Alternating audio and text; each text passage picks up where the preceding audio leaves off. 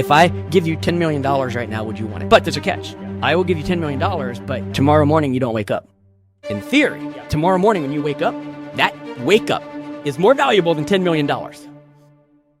When we treat time as that valuable and then use that time a lot more wisely, that's, I think, what I would say needs to be invested. Super successful people in any field, anything they do, they are better at controlling their day than the other 95% of the population. So therefore, they get more out of their day than the other 95% of the population. Who do you think is going to win that game?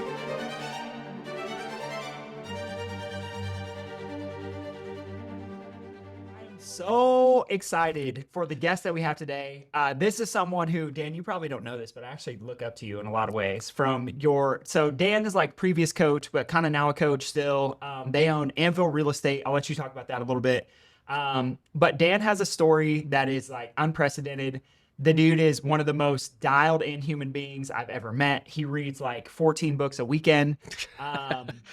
Knows a lot about self-care. He like takes care of himself really well, takes care of his brain really well.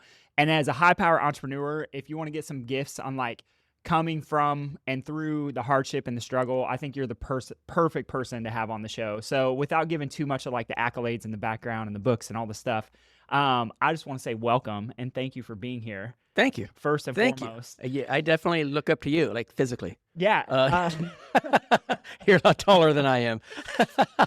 So, man, let's just start with, it's so funny. I've been taking care of you for like 2 years now, probably, I think it's been about 2 years. A little bit over 2 years, yeah.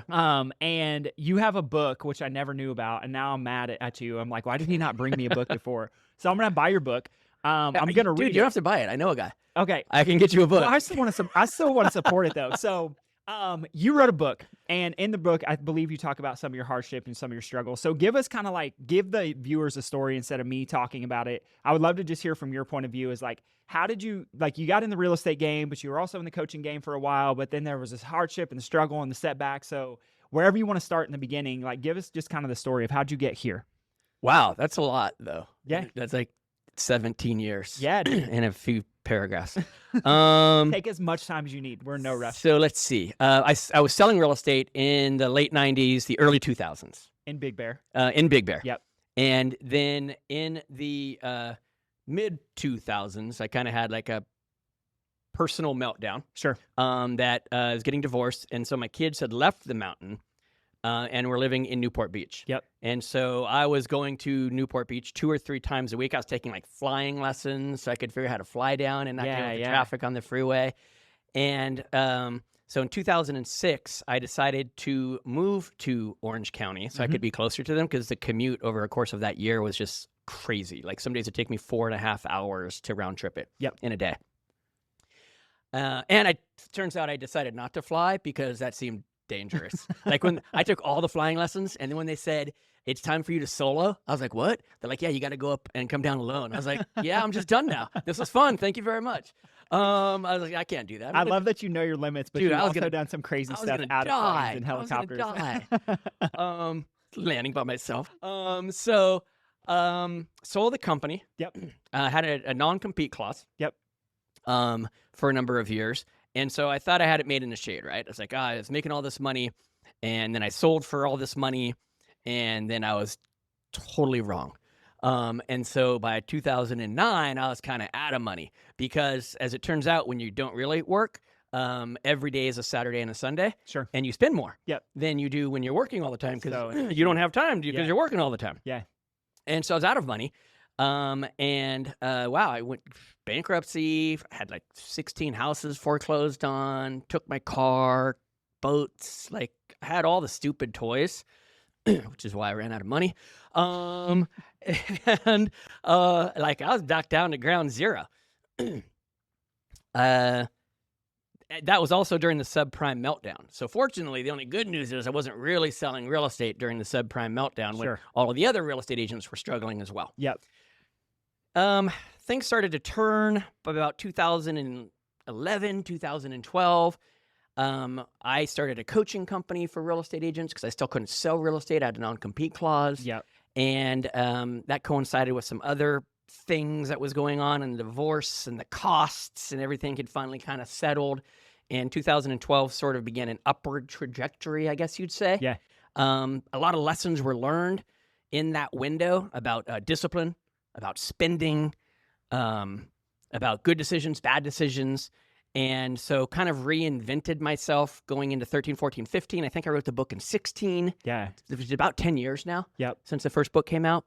And so the name of the book is Failing Greatly, right? Which I love that I title, by failed the way. greatly. Like Yeah. I was like the #1 failer out there for a while, it felt like. But well, I wrote the book so long ago and I don't have it in front of me, right? But I believe the subtitle is How to Achieve Success After Failure. Yep.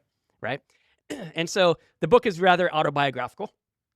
About like the hard times and what I learned through the trials and tribulations, and it goes into detailing like the high, the lows, lots of lows, and then the highs. One of my buddies who read the book says, "Wow, it's a good book, but you really didn't get into how bad it was." Like I was there, I saw what you were going through, and I was like, "Dude, I put so much bad stuff in that book." Yeah. He's like, "Yeah, but that's not even, you barely scratched the surface of how tough it really was." Yep. And it's interesting hearing that from somebody. But anyway, so we then 2016, 17 wrote the book. We launched Anvil Real Estate. We started launching it in 2020, COVID year. Great year to launch a real estate company, as it turns out. When we first launched, we thought it was going to be great. Then COVID hit, and we thought it's not going to be so great. And then the real estate went crazy in 2020, and we're like, oh, it turned out that it was really great. Yep. And so now we're just finishing our 5th year as a real estate company here in Orange County. And like the best of the best. So More or less in Orange County. We are definitely we're a boutique firm. Yeah, for sure. 3 years running. We were voted best of Orange County by the Orange County Register readers. Yep. Real Trends names us as a top 100 firm in the country every year. Yep. And so that's pretty sweet, just being little old Anvil and running our little boutique shop. And you, like, just so people get a sense of like how good you are at this game, even through all the setback and all the stuff. Like when you were in Big Bear doing your thing, you were like top 10 in the nation, if I believe, right? Like in 2006, Wall Street Journal had me named as the #9 agent in the country. I had 321 closed sales as an independent agent, no team. Yep. Which led to a divorce. Yeah. Oh, so not the greatest plan So as it works out, right? Yeah. So yeah, it's so interesting. So it's like that, like dive into that a little bit is like the thing. Because I think a lot of people, obviously, like mostly chiros, I think, listen to this, but that's a lot of the struggle is like, you know, I have close friends of mine who they go and take like a day off to be with their wife when they had their baby, and then they had to be right back in the office. So like, what? Dude, when I had a baby, Yeah. I moved my office into the room. Because you know when you have a baby, like you get like a little suite thing, right? Yep. It's just your own room kind of deal, right? And I literally moved in like a little makeshift desk. I think this was for number 3.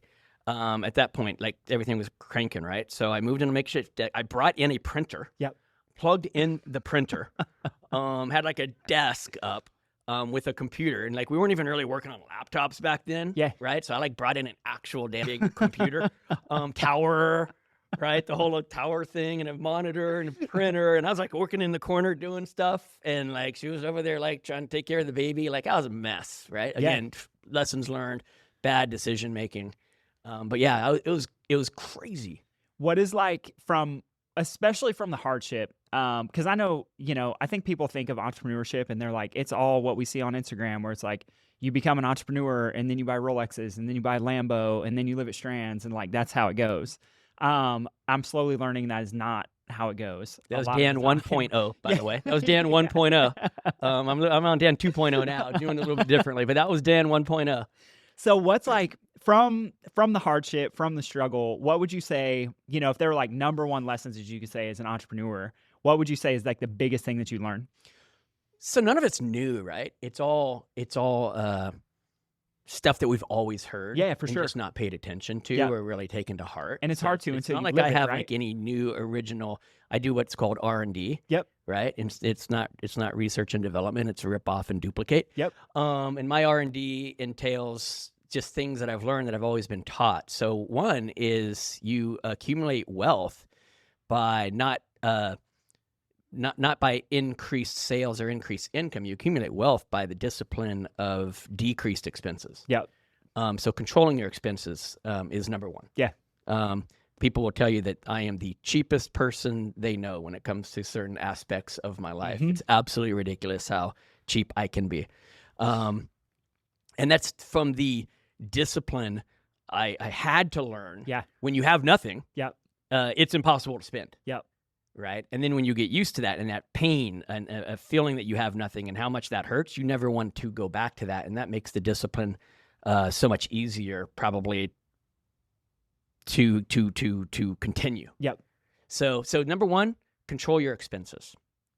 Number two, the small things matter. Everyone's so concerned with, paying off all their debt or saving X amount of dollars in a year.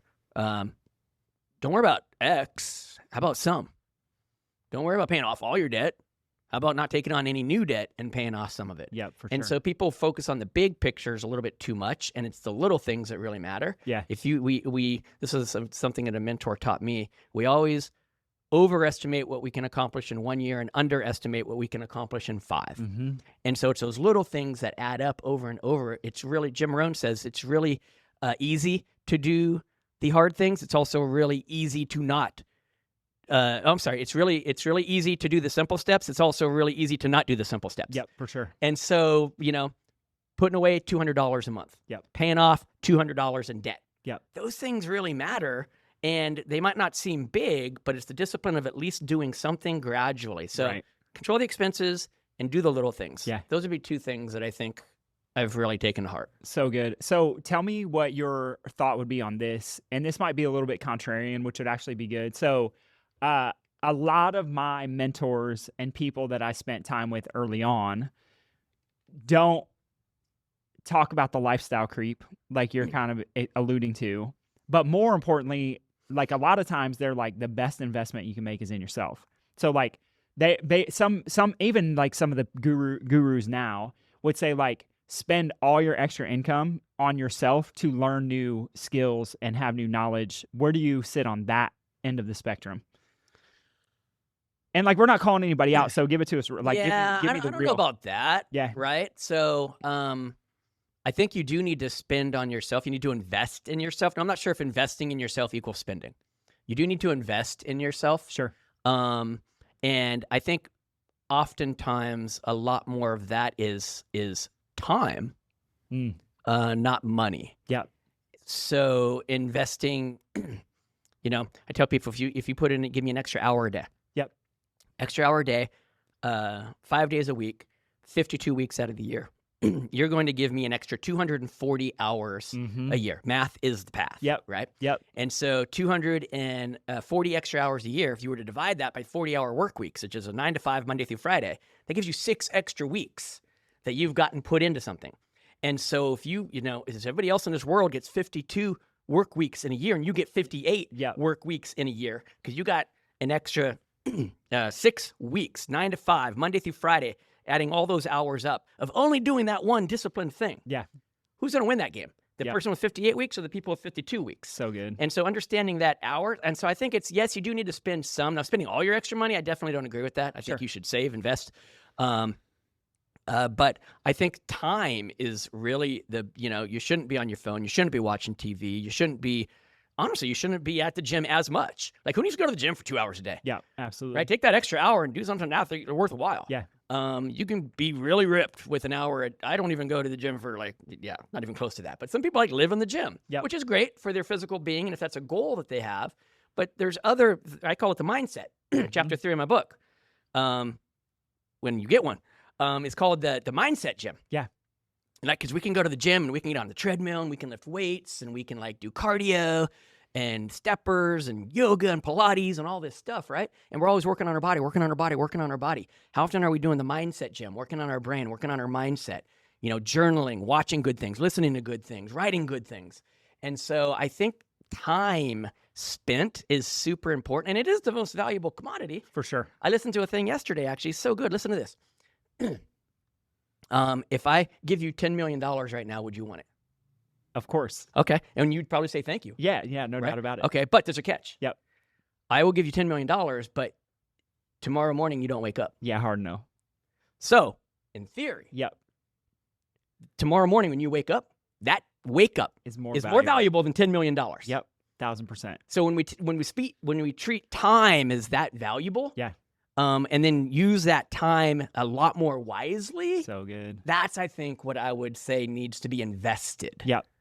That's great, Dan. Yeah, well, so since you went there a little bit, I've had the luxury, I got to sit in on one of your, I can't remember what you guys call them, but I'm going to say team meetings, so forgive me if I missed. All hands? Yeah, the all hands. So, I mean, I don't even know how many people were there, probably like 60 or 80 in your space, and I got to watch you coach them.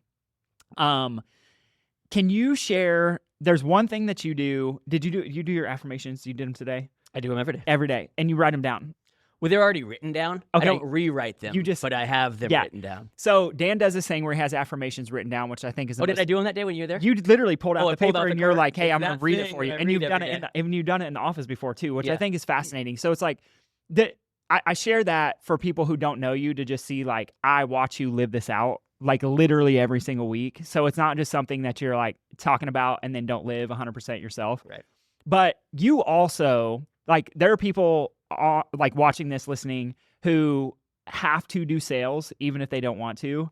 And I know a little bit of the way that you train your team. So like if you had to give some tactical like sales advice when it comes to that time piece, what would be like one piece that you feel like people could take away from in terms of like, maybe the sales part is like just getting more leads, is like anything you would share in that front to help people just do better sales, get more leads? Two things. One, we talked about investing earlier. Yep. Right, in time. But since 1999, now not through 2007 through 2012-ish, I did not have a coach. Yep. Or a mentor. Yep.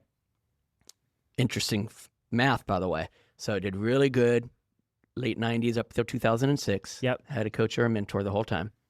Sold the company, didn't have one. Life crumbled. Got a coach back 2012. Upward trajectory restarted probably coincidentally, maybe. Not coincidentally, as it turns out, but it seems coincidentally at about 2012. Yep. And while I was coaching people, I had a coach. Today, right, I have a coach. Mm-hmm. I still have somebody that I coach with, who mentors me, who gives me an outside, agnostic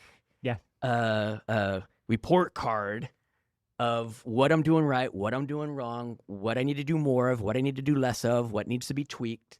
And so one is, if you're trying to succeed in sales, you need to have that outside other person that you check in with from an accountability standpoint, and also from a take a look at what I'm doing and give me a true sense, because we will hallucinate what we think are the results. We see what the results we want to see, not the results that are necessarily happening, or why. Yep. So having that, number one. Number two, it's all about time management. It's all about your daily schedule. Super successful people in any field, sales, anything they do, they are better at controlling their day. Either you run the day or the day runs you, right? And they are better at controlling their day than the other 95% of the population. So therefore, they get more out of their day than the other 95% of the population. Who do you think is going to win that game? So good. So those two things. So hire a coach. Get a coach, get a mentor, get somebody to put eyes on you to help you and not let you buy into your own BS that you're selling yourself, that don't accept your excuses, and control your day, control your time. So good. So good. That's amazing. So tell us a little bit about the coaching journey, because I know you were in coaching for a minute and then stepped out to build Anvil, right? And so you coach your team of realtors inside of Anvil, but I think other than that, you're not coaching at all, right? Yeah, I coached in the whole teens. Yep. Right? And then when we decided to start Anvil, I let everybody know that I was coaching. I had 60 or 70 coaching clients across the country. Yeah. That I was going to be shutting it down. Yep. As soon as Anvil launched, that month would be the last month that I coached, because one, I didn't want to be coaching the competition. Yeah, of course. Necessarily. So smart. But for other people in my area. Yep. But out of my area, that wouldn't have been an issue. But when we launched Anvil, we only had 6 agents. Yeah. And so you guys I had lots of time, as it turns out. I could have coached. Yeah, I have 100 plus now, right? Yep. But I could have coached 6 plus my coaching. Yeah, of course. People. But I wanted to focus. I don't want to be a jack of all trades. I wanted to focus to be on them and on the company. So I shut that down, restarted 6 agents. And then we have grown up to be maybe about 120, 130 at one point. Yeah. And we've intentionally now kind of slowly began to knock that down to we're just about a little under 100 now, intentionally. Yeah. We're not actively recruiting anymore. Yep. You know, if you build it, they will come. Good, great people find us. For sure. We're not going out and finding anybody anymore, much to my coach's chagrin, actually. Yeah, That's yeah. like his main thing is KFR, you know, keep recruiting. Yep. And so, but I'm the only guy who doesn't follow that advice. So we do different things in our coaching sessions. Of course. But we've grown it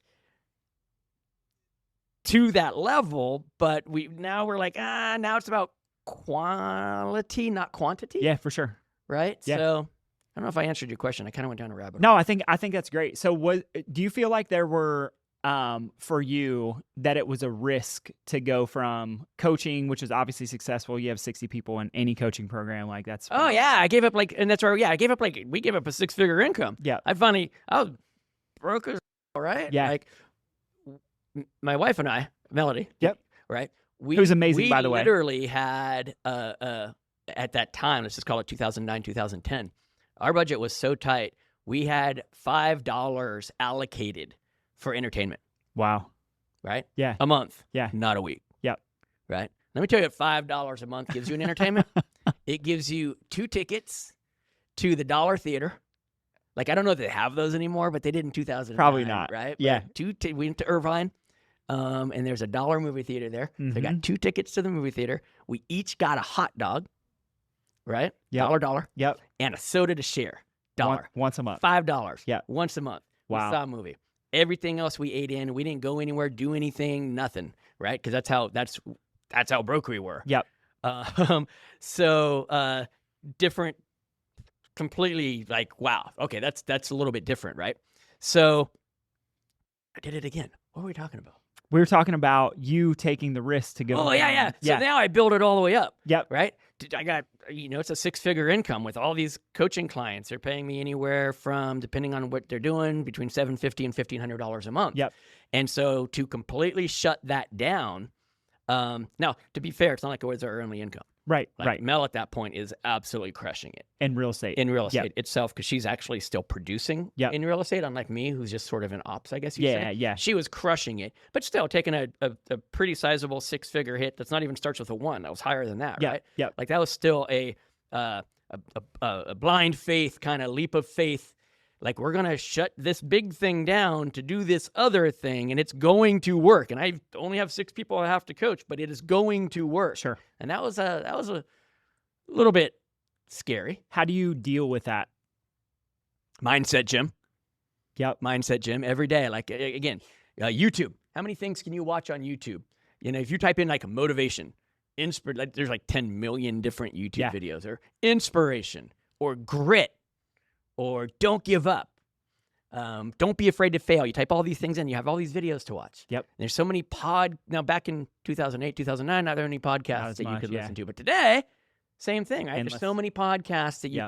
you can listen to or watch. There's so many great books back then and today that you can read, you can journal, you can say affirmations. There's things you can do on a daily basis going into that gym and pumping out that iron in your head. Mm-hmm.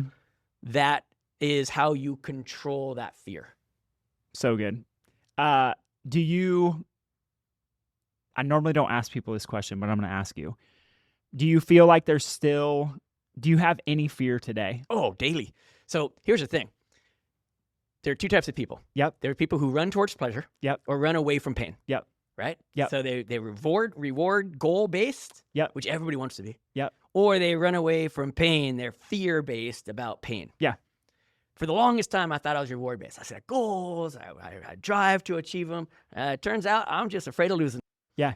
Right? I'm very fear-based, and I never want to go back to that place of pain. Yep. And so, and most people, I think about 75% of the population is actually probably fear-based. Sure. But 100% of the population probably thinks they're pleasure-based, yeah. they're goal-oriented, right? And so you have to, I have fear every day. And I use that fear now and understanding that fear as my driver. That's what pushes my button. The achieving this doesn't really push my button. The not losing this, that's what pushes my button. So do you intentionally frame it that way? Like if you're thinking about, like I'm going to make this up, but let's just say you were thinking about making a business decision where you're like, hey, we're going to make this little pivot, or we have to let these 2 team members go, or whatever the thing would be. Do you frame it more like, what could I potentially lose if I don't do that thing, to get yourself more motivated to do it, since you're not looking at like, well, I just want to increase top line revenue? Completely. Like if I do this thing and it doesn't work, how bad is that going to hurt? Yeah. Whereas if I do this thing and it does work, how much will that help? And what's the upside versus the downside, or risk versus the reward? Sure.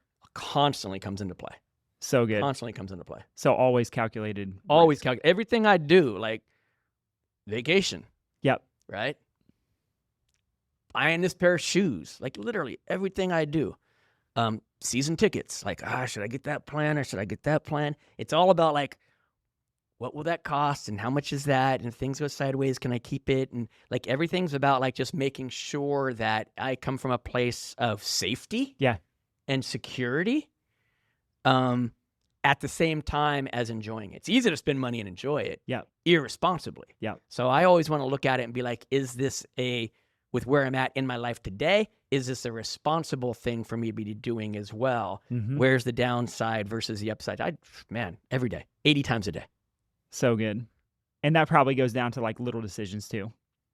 The littlest, like I'm not buying a pair of shoes. Yeah. I'm like, do I really need that pair of shoes? Like I could probably afford a couple pairs of shoes. Yep. But I'll still like, I probably don't need a pair of shoes. I could probably do something else with that, money. Sure. Which is stupid. I get it. But it all comes from that, like still trying to have that discipline of richest man in Babylon, following that spending, only spending a certain amount of your income, saving a certain, everything. That equation goes on in my head daily. So good. Is there a book that, not necessarily on like the finance, like spending side, but just in general, is there a book that's been most impactful to you in your life that you would say, like, if you could make everybody read, it would be this book?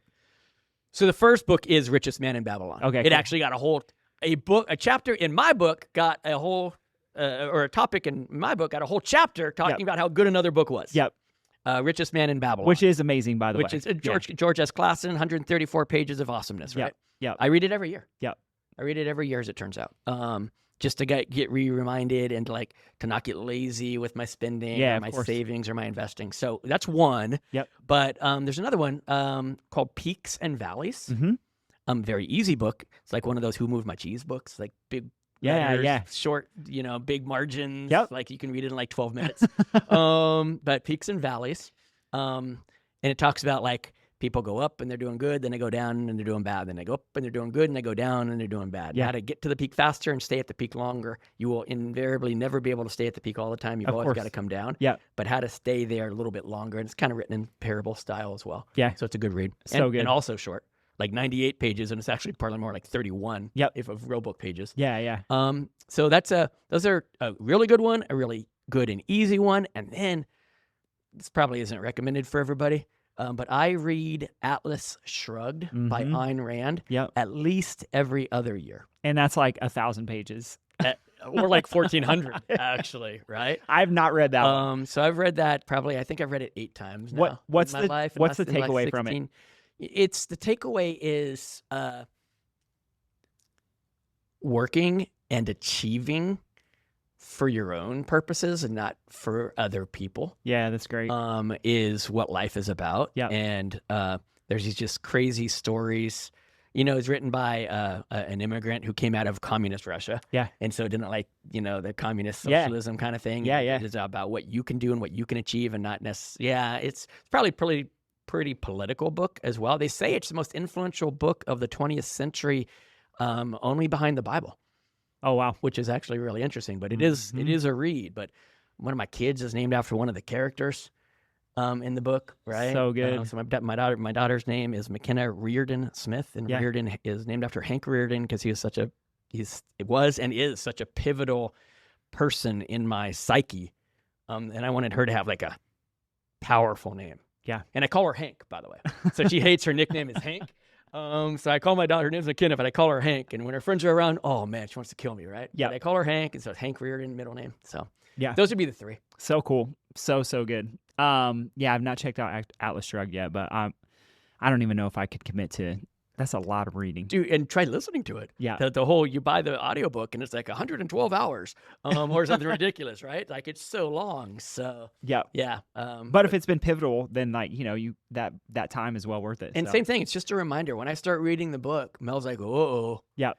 like he's about to catch fire. Yeah. Like it's like my reignite. Sometimes you just kind of get into the routine and just you doing you and maybe kind of lose the edge. And when I pull that book out, she's like, oh, he's about to catch fire. Should get real. And she knows that it's going to like reinvigorate me and like start to drive me again. Yep. So good. I think one of the things that's special about you, especially as we chat more, is like, you know yourself really well and you know what will get you to like. Sometimes I won't even pick up the book. I'll buy the book and I'm like, I'm not ready to read it yet because I know what it's going to do to me. I'm like, I'm not there yet. I need a couple, I need a day, I need a week, I need a month still, right? Yeah. But I do try to pay attention to myself. And you're always in here working on my brain to do that too with my inside brain. Yep. Right. Yeah. 100%. Actual brain, not 100%. The mindset part of it. Yeah. So what is,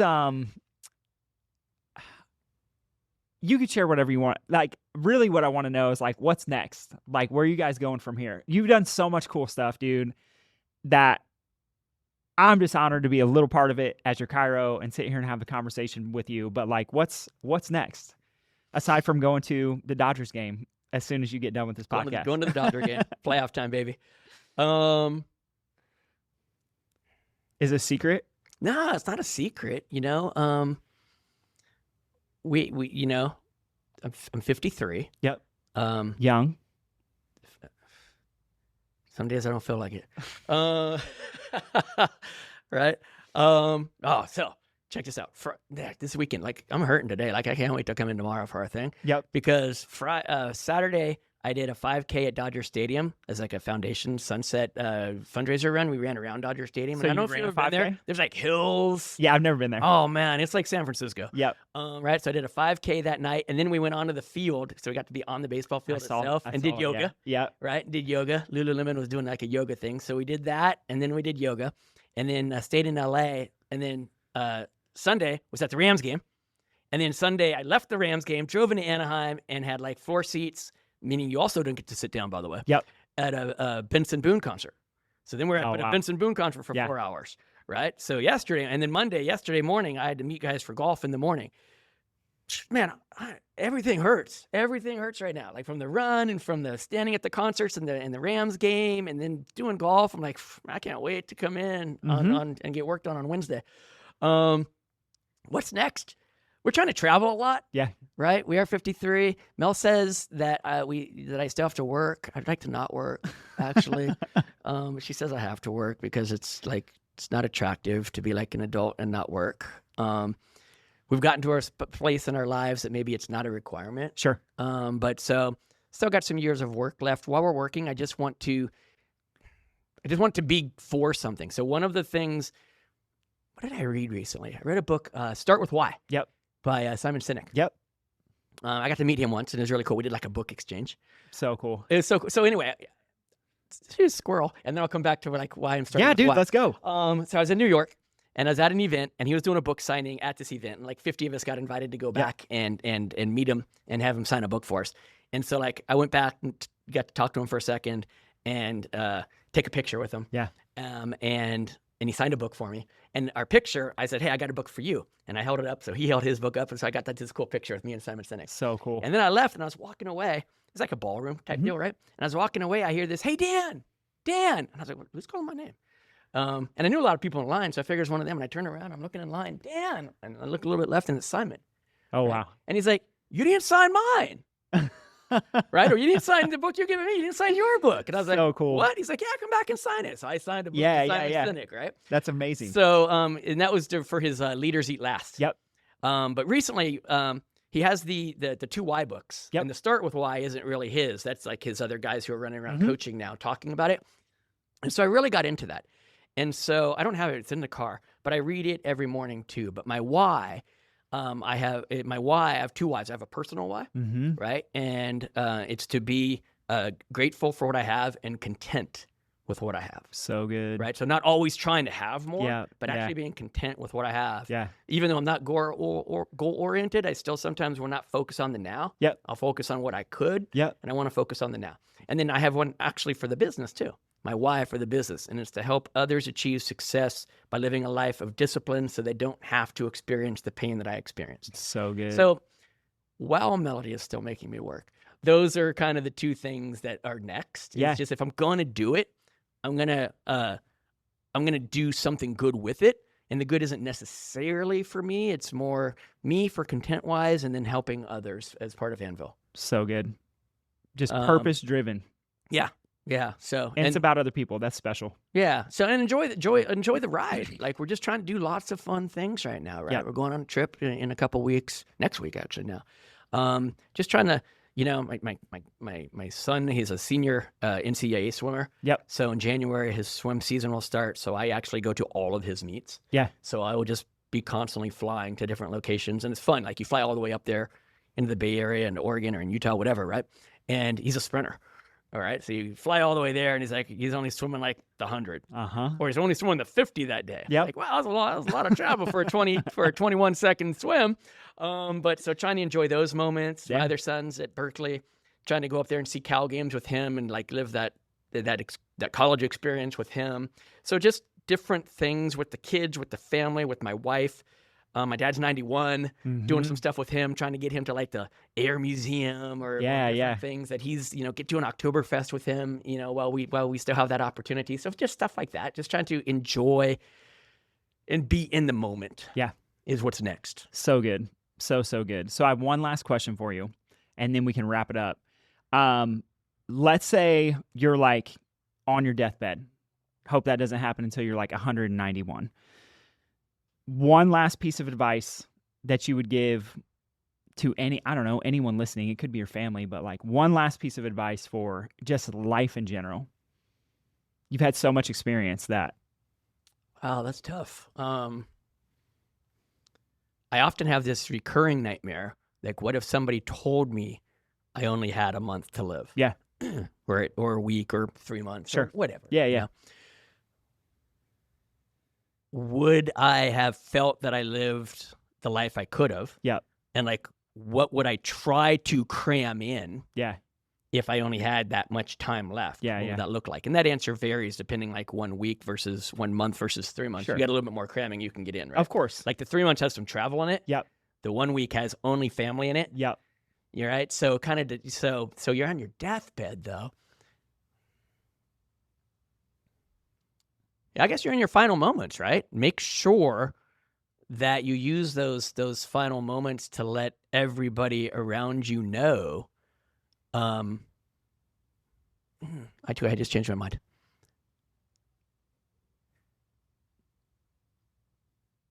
I would use those final moments to try to inspire my kids to go live a great life. So good. Yeah. Go travel, experience. You live in the moment. Don't spend your entire, like one of my kids is in law school, right? Yeah. And that's a grind. And now he's going to be a lawyer and he's going to make a bunch of money, but he's going to be a lawyer. Yeah. I mean, that's not going to be, the grand scheme of things, probably incredibly satisfying. Sure. But it could lead him to being very successful and leading the life of his dreams.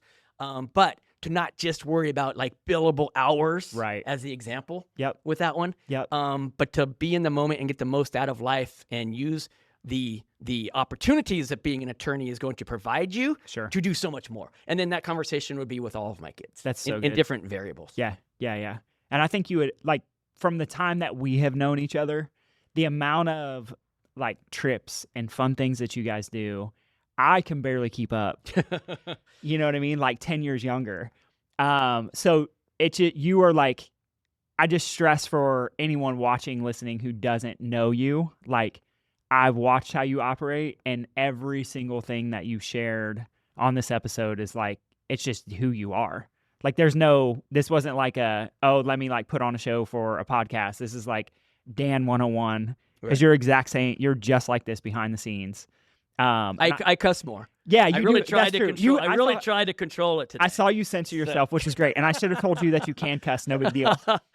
So Dan, I just want to say, like, truly from the bottom of my heart honor just to hear. You don't know this, but like Heather and I have been in a season where not everything has been easy. And it just kind of feels like a grind, and some days are easier than others. And today was like a really sucky day this morning. And just hearing like your journey and your story, if it never touched another person's life, like I'm not kidding you from the bottom of my heart, today this is the message that I needed to hear. So Good. Dude, just special. And I'm like, I know your schedule is packed. I know you have a million other things that you could do and a million other people you could pour into. And the fact that you decided to spend the time here with us for the 45 minutes that you're on is just like, it is insanely, man, it's a blessing and an honor. And I'm just so glad and so grateful for you. And I just love you and appreciate the trust in all the ways that you trust me sitting here in this room, obviously getting adjusted. It's just been an honor to have you on, man. Well, thank you for having me on. Yeah. I appreciate it. If And hopefully you all got something out of it. I know for a fact, like more than these guys are all taking notes over there. So when that happens, that's a good thing because they don't take notes when I speak. So for anybody listening who might want to just learn more about Anvil, learn more about you, where would you direct them so they could find some of that info? Well, you shouldn't Google me. Because as it turns out, there's been 2 professional baseball players named Dan Smith, and the lead singer for the band Bastille is named Dan Smith, and so I'm like on page 87. Yep. Because there's a lot on those guys. Yeah, right? yeah. So let's see.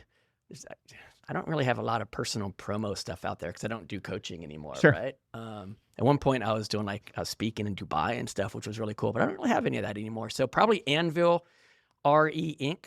REINC.com. That's our company website. Yeah. So that'd be a good place to go. On Instagram, which is kind of like the only thing that I use. I don't really use the other formats. My personal, you could find me personally on there, by Dan Smith, BY. Yep. Dan Smith, or Anvil Real Estate. Cool. I love it. Any last things before we send you off to LA for a Dodgers game? No, just take every moment seriously. Don't take any moments for granted. Every minute matters. Every hour, every day, every week, every month, every quarter, every year. I do this thing. I literally have an index card. My last parting words, Memento Mori, right? You too shall die. Used to say it to the Caesars as they were in Rome, riding on their chariots. And every week, I look at this, and assuming that I'm going to live to be 100, not 181, I know how many days I have left, and I subtract 7. I know how many weeks I have left, and I subtract 1, working it out from today. I know how many months I have left, and I know how many years I have left. And that's something that I do on a weekly basis, and filling out this actual on a piece of paper card to get the most, and remember that I don't have forever. It's shrinking. It's getting less. It's getting less. It's getting less. And that's my reminder to get more out of the day, to get more out of the week, to get more out of the month, not just let time slip by with getting nothing out of it. So don't take any moments for granted. Use every moment you have as though someone told you there's only so much time left, because no matter what that is, 1 week, on your deathbed, 53 years, you still have a limited amount of time that is decreasing. So good. You heard it. Stop wasting time. Go change the world. Dan, thank you so much, man. Love you. Appreciate you being here. Thank you. Thanks for watching. Boom. That was amazing.